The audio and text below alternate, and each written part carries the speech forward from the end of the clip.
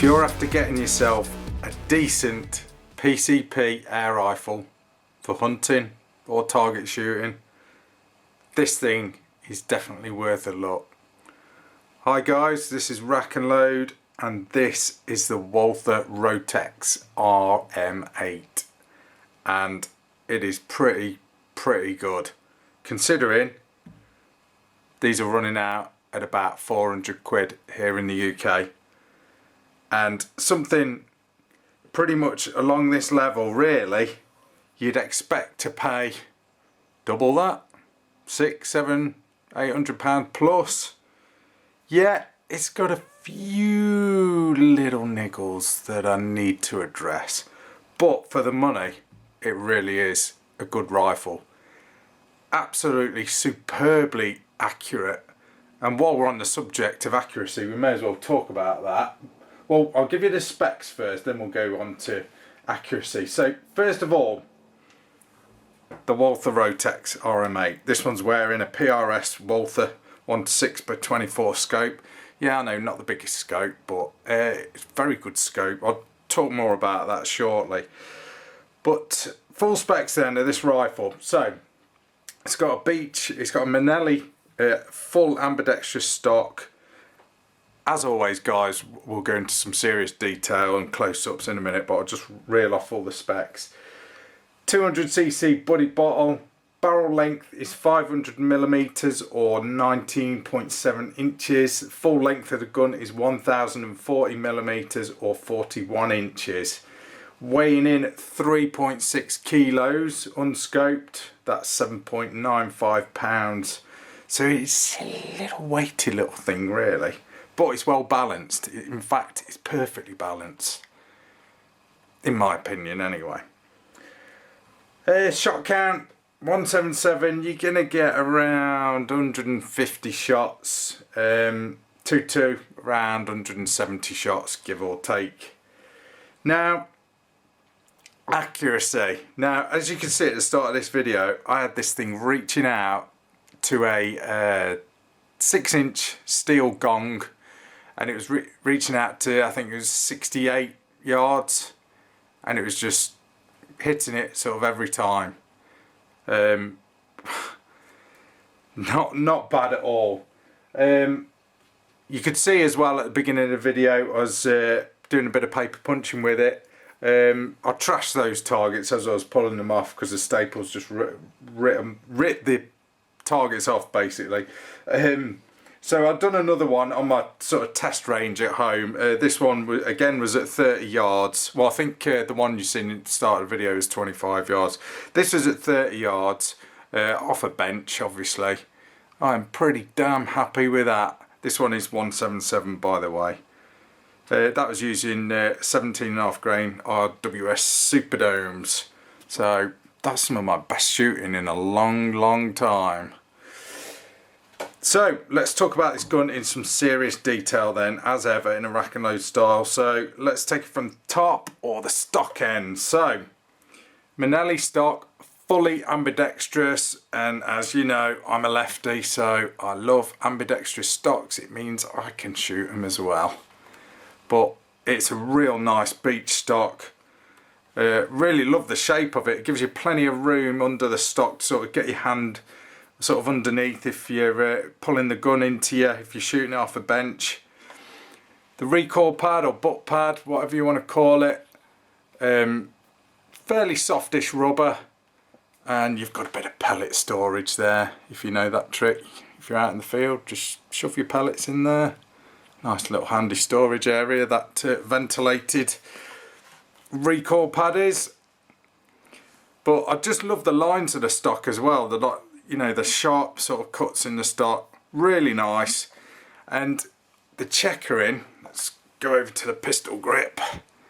The checkering is super sharp, really is sharp.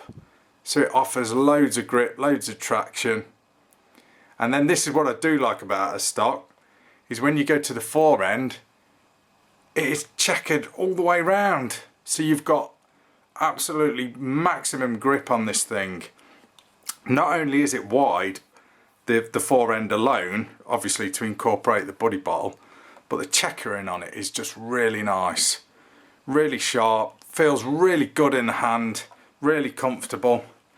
My only criticism, whilst we're talking about the stock wise, is because this gun's fairly weighty, in my opinion, for the size of it, it's a little bit weighty for a hunting gun. There's no way you can put a sling on this thing. Yeah, obviously you can drill and put a sling swivel stud in the rear of the stock, but there's nowhere to put it on the front. I wouldn't want to drill the woodwork here because it is a little bit thin. Really wouldn't recommend doing that. Not recommended to put one of those strap things with like the sling swivel stud round the bottle.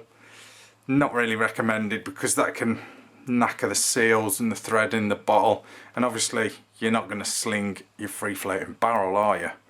So that's a bit of a bummer with this gun, but you know, go to the gym. If you're out hunting, go to the gym, get fit, you'll be alright. You carry this thing all day long.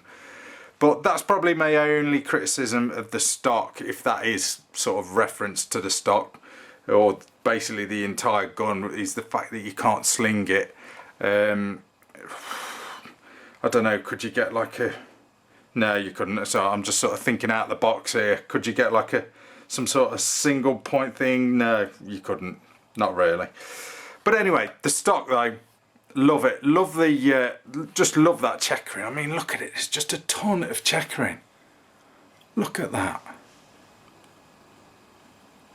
Really cool. And while we're here as well, this part, obviously this is your filler area and your gauge as well, which is in the right place, because I just hate them when you've got to look down the barrel basically to see how much air's in this gun, or any gun. But that's in a nice location, nice and flush. Really quite neat. Quite a neat job there. And moving to the top of the pistol grip as well, there's a nice sort of shallow thumb well there that offers quite a bit of comfort as well. Obviously, again, suits any shooter, left or right handed. The pistol grip really is nice and comfortable though, and that checkering does really give a lot of traction, a lot of grip, and it is just a real comfortable stock, and I just love ambidextrous stocks. I really do love that. I know a lot of manufacturers now are smashing out ambidextrous stocks to look after us lefties, but this Walther Rotex really has got a nice stock. Really do love it. I do love how the fore end as well sort of lifts here. It really does sort of feel that you've got a good sort of chunk of wood in your hand as far as the stock's concerned. You know, depending on how you shoot it, where you sort of have your hand. I really do like the lines of it. It really is nice. A very, very comfortable stock. Now, obviously this rifle, as you know, is a multi-shot PCP. Now let's talk about the magazines. Now, I quite like the magazines. I like the fact that they're very simple and easy to use. I've got a little criticism of them though, but I'll get to that in a minute. Now, obviously, it's pretty much obvious what you do with these magazines. You're just pushing the pellet in, push them in flush, you're good to go. What holds the pellet is this rubber band. If my camera will focus. It's like a rubber band that's basically wrapped around the magazine, and if you look where the pellets go, you see it just sort of grips the pellet in, obviously without damaging it or anything. Now I know a lot of magazines do have O-rings in them like that, you know, to hold the pellets in, but you don't generally see it like you do here. Would that perish? Probably not. But over time maybe it would, but I'm sure you can get replacements. I don't know how easy there would be to sort of just put on a magazine if one sort of did, you know, fray on you or snap or perish or whatever. But I think, to be honest, you wouldn't really have any problems with that. But really, really lightweight magazines. Now, the only thing I found was a little bit, I don't know, worried me a little bit is obviously to rotate this magazine in the gun when you cycle the action. It's using like a, you know, a cog or whatever just to push it round. I'm no engineer. I suppose that's the best way of me sort of explaining it. It's sort of moving this cog, obviously, to rotate the magazine. With this being aluminium, would that wear over time? Don't know. Unless that bit in the middle is steel, I could be wrong. Don't know. But I like the magazines. I was a little bit, when I first seen them, I thought, okay, I don't really like this rubber bit that's wrapped around them, but having used them, really quite good. And there's no way the pellet's sort of shaking out or anything, because that rubber band really does grip them. And it doesn't really matter what pellets you use either, it just holds them in. I didn't have any problems whatsoever. Now to load the rifle then, obviously you pull the bolt back to cock it, and then like most rifles or similar rifles like this, you've got a mechanism like that that will obviously go through the magazine to hold it in. Load from the, I'm doing this all back to front, load it from the right side of the gun, just pop your mag in, push that forward, that locks your magazine in. Obviously there's no rounds in this, but if you've got full magazine full of pellets, push the bolt forward and lock it down. Good to go. There's no automatic safety, so you're pretty much good to go there. I'll just squeeze this off in a safe direction. Okay. Noise wise with this gun, it's got a bit of a crack to it, but don't be fooled, this is no silencer on the end of the barrel. This is actually a barrel weight, which is really quite effective in sort of helping balance the gun. What you have got on the muzzle is you've got this protective cover, like this knurled metal cover. You just take that off and that reveals a 1/2" UNF thread, so you can just bang on whatever silencer or moderator you want just to quieten this gun down. Bit of a crack to it though, this one, it being in 177, but I didn't try it with a silencer, to be honest, but I suppose I should have. But I must admit, I do like the profile of that. I think banging a silencer on it would have made this gun sort of really quite long. But for target work, which I mostly did, well, I did basically just target work and a bit of plinking. I didn't do any hunting with it. I've actually got this gun on loan, so I didn't really want to take it out in the field and end up damaging it in any way. But at the range, shooting off a bench, absolutely fantastic. Now obviously to cycle the magazine and obviously get your next shot off, you're basically lifting the bolt, pulling it back and then pushing it forward, locking it down, good to go again. What I did find unusual with the Rotex is on a lot of air guns that I've used, when you pull the bolt back, that actually turns the magazine. But with the RM8, the forward push of the bolt actually rotates the magazine. I found that a little bit, at first, well, to be honest, like I said, because I've got this gun on loan, I was a little bit nervous. I thought, is that right? You know, I didn't want to force it. So to start with, you might see at the start of the video, I was actually turning the magazine sort of manually because I was a little bit worried that maybe I was doing something wrong. I don't know. But yeah, that was a bit weird. I didn't realise, until after sort of several shots, that the magazine does actually turn on the forward stroke of the bolt, as opposed to the first stroke of the bolt, so to speak. So that took some getting used to. The action itself, it's because of that, I think that makes it a little bit notchy, to be honest, a little bit clunky. You do get used to it, and obviously this is a brand new gun. It did seem to free off a little bit, and once you've had one of these for a while and you've put quite a few hundred shots through, it'll be as sweet as a nut. But just out of the factory, I thought it was just a little bit clunky, you know, but I think that's just the newness, and it did sort of begin to free up a little bit. I'll show you in a bit more detail how that actually works. Let's just empty the gun. Now, to unload it and take the magazine out while I'm sort of showing you the opposite of what you've done to load it, basically. Pull the bolt back, pull this lever back that holds the mag in, and then just push the magazine out. Forgot to mention as well, on the front of the magazine you'll see like these little notches. That actually lines the magazine up with a little ball bearing thing, just see that? So when you push the magazine home, it basically lines itself up, so you don't have any issues with the magazine not being in the right position. Now, what I was on about then, let's see if we can get this on camera. Now, imagine I've put the magazine in and I'm pushing that lever forward to hold the mag in.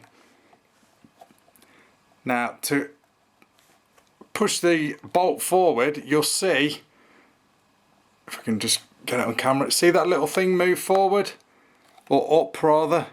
That's what rotates the magazine. I'll just pull the bolt back again, pushing it forward, there you go. Do a real close-up one for you. Bolt back. It's that pushes the magazine round on that sort of cog tooth effect thing on the magazine. So it's just a little bit clunky to start with, but you know, it works okay. No issues with it whatsoever. I think I was just being a bit too careful with it. I think you've just got to, you know, be not forceful, but just load it up with a bit of effort rather than sort of being gentle with it. The trigger guard on the Rotex is all metal, and it's got quite nice lines as well. It's not sort of too sort of big or anything like that. It's just right, even when wearing gloves. Plenty of room in there. And then the trigger itself is really nice. Now, some people will moan that the trigger is actually plastic or polymer. Didn't really bother me at all. You know, it makes no odds to me. If anything, in the winter, a plastic trigger is going to be warmer. I know that for a fact. But I had no issues with the trigger whatsoever. But it's a very nice trigger. I couldn't really fault it at all. In fact, while we're talking about it, let's give it a pull. Let's just cock the gun. I'll take the magazine out. Obviously, it is safe. And let's give it a pull with the Lyman trigger pull. Now, this is straight out of the box. I've not touched this gun whatsoever as far as tampering with the trigger. So it's a factory trigger. Let's give it a pull. Okay, 2 pounds, 1.7 ounces. So that's a nice trigger, straight out the box. I do like the safety catch on the Rotex. This is it here. It's in a nice place for either a left or right-handed shooter. It's non-automatic, like I said, so you can just pull that thing and that'll lock the trigger out. And then to disengage it, you've got to sort of hit this little lever that's in the middle of the safety catch. Kind of like a safety catch on a safety catch, if that's what you'd want to call it. But pretty cool, positive, does the job. And obviously it's easy to sort of see what it's doing with that red mark there to indicate that the gun is now hot. You've also got fire and safety written on the side of the gun there, or FNS. Just to show you how the safety works, but pretty obvious really. The bolt handle itself is metal, feels really comfortable as well, you know, feels nice and solid, and pretty sort of grippy as well. does pretty much what it says on the tin really, you know. It's a bolt handle, but yeah, can't fault it whatsoever. But like I said, this gun really does sort of free up a little bit. Well, this one did after a few shots. The only drawback with having the bolt here in this position rather than sort of back here is you can't sort of swap it round to make it fully ambidextrous, you know, for the lefties, having it on this side. But it's not really an issue. I mean, if you're a left-hander like me, you're that used to using right-handed action rifles that it just becomes second nature anyway. But for Walther to do that, they'd have to sort of move everything back here anyway to have the bolt handle here to, you know, be able to swap it round. But it's not really an issue, you know, you get used to it. What I also like about this RM8 as well is there's no sort of hideous lump of metal welded on here or bolted on here or riveted on here to basically stop the mag passing through the other side or this side. You just push it in and it's in. It won't push through or anything because that cog affair there, like what I like to call it, basically can't pass through any further than what this allows here, if you can see it. So there's no need to sort of put a big lump of metal here like what you get on a BSA, you know. And that's one of my gripes with the BSAs, is they just put a chunk of metal here and, you know, attach it and to stop the mag basically pushing through the other side. But on this, not a problem. It's all sort of engineered into the workings of the magazine and the actual action itself. So the mag isn't going to push through. It's just going to stop, and that's it. And then there's the free floating 500mm Lothar Walther barrel. Very accurate. Really, really accurate, this 177 barrel is. I mean, even with this scope that I was using, you know, not really a long range scope, but it was doing the job, you know. Well, pretty cool scope really, but, you know, not really for sort of dusk conditions, you know. It's not got much light gathering. But it was really sort of performing well on this gun. Really couldn't fault it at all. And while we're sort of on about the scope, I'll just talk about the actual dovetails. You know, you've got plenty of room there really to mount your optic or your scope, whichever or whatever you want to sort of mount on this gun. You know, obviously you need to do it some justice and put a half decent scope on. But this Walther PRS, or Precision Rifle Scope, that's what the PRS stands for. 1:6x24. Not really a hunting scope, but really quite good sort of all-round scope, to be honest. I'll just show you the box. This is the box for the scope. Really pretty cool. It does come supplied with the scope rings, which is an absolute bonus. But the problem I found is they're actually, we'll get them out of the bag, Picatinny mounts, so you can't mount them on this dovetail. So I ended up having to use my own mounts just to bang this scope on. Not a problem though, but more of a tactical scope I'd probably call it. You know, I think that's why it's supplied with the Picatinny or Weaver rail mounts. You know, 30mm, so quite a chunky little thing. But a not bad scope really. You know, real cool scope, to be honest. I like the fact that it offers loads of grip where you need it. You know, some scopes don't, but this thing, it's like blooming tractor tyre tread that they've put around there so you can get a grip on it. Same with the actual turret covers as well. You know, nice little scope. One of the things that I really do like about this gun as well is there's no horrible gaps between the stock and the gun. They've pretty much filled all the gaps, so basically not much crap can get in any of the nooks and crannies. See what I mean? Everything is sort of nice and tight all along the action. No horrible gaps. You know, there's nothing worse than seeing like a big hole, you know, or a weak point in the stock or anything where there's a big gap behind it. So they've really done a nice job on this gun. Very sleek. Just lovely lines really, I think, on this rifle.